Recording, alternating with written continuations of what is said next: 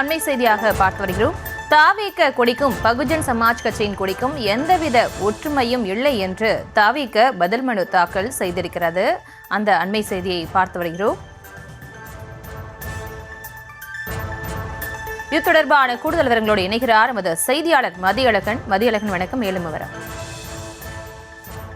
தாவேக கட்சி கொடியில் யானை சின்னத்தை பயன்படுத்த தடை விதிக்க வேண்டும் என பகுஜன் சமாஜ் கட்சியின் தமிழக பொதுச் செயலாளர் பெரியார் அன்பன் என்கிற இளங்கோவன் சென்னை முதல் உதவி உரிமையியல் நீதிமன்றத்தில் மனு தாக்கல் செய்திருந்தார்.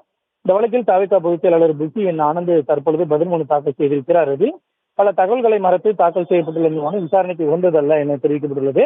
பகுஜன் சமாஜ் கட்சியின் கொடிக்கும் தாவேக கொடிக்கும் எந்தவித தொடர்பும் இல்லை என்றும் கட்சியின் கொள்கை, கோட்பாடு மற்றும் தமிழகத்தின் வளர்ச்சிக்கான எதிர்கால திட்டம் ஆகியவற்றை கருத்தில் கொண்டு தாவேக கொடி வடிவமைக்கப்பட்டுள்ளதாகவும் பதில் மனுவில் கூறப்பட்டிருக்கிறது. தாவேக கொடி ஒரு கட்சி கொடி மட்டுமல்ல என்றும் தமிழகத்தின் கலாச்சார பெருமை, வரலாற்று பெருமை மற்றும் சமூகத்தை பிரதிபலிக்கும் வகையில் கொடி வடிவமைக்கப்பட்டுள்ளதாகவும் தெரிவிக்கப்பட்டுள்ளது. இதே கோரிக்கையுடன் பகுஜன் சமாஜ் கட்சி தேர்தல் ஆணையத்தை அணுகியதாகவும் அந்த கோரிக்கை நிராகரிக்கப்பட்டதாகவும் பதில் மனுவில் குறிப்பிடப்பட்டுள்ளது.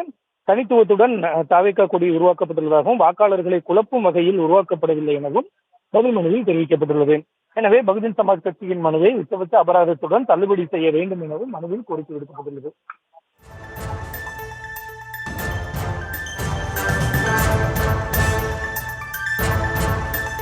விவரங்களுக்கு நன்றி மதியழகன்.